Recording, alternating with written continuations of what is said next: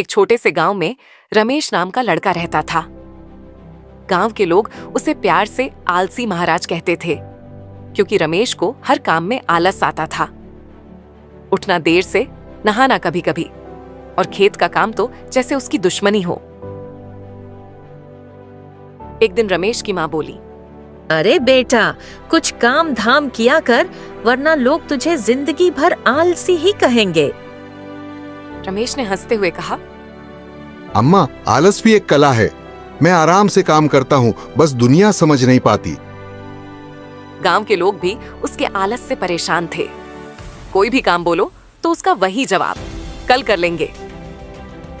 लेकिन किस्मत ने रमेश की जिंदगी बदलने का फैसला कर लिया। एक दिन रमेश को पुराने पेड़ के नीचे एक अजीब सी घड़ी मिली। उस घड़ी पर लिखा था, जो मेहनत करेगा उसके लिए समय 2 गुना तेज चलेगा, और जो आलसी होगा उसके लिए समय आधा धीमा।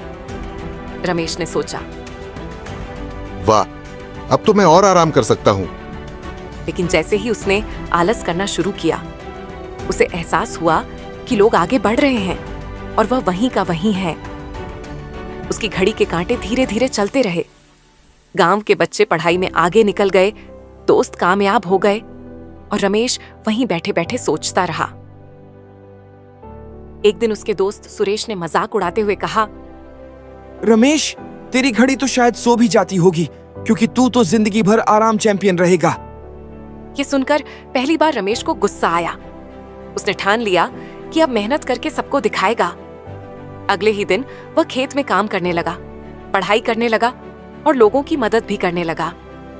जैसे जैसे रमेश मेहनत करता, उसकी जादुई घड़ी के कांटे तेजी से घूमने लगे। अब वह दूसरों से भी आगे निकलने लगा। एक दिन गांव के मेले में भाषण प्रतियोगिता हुई।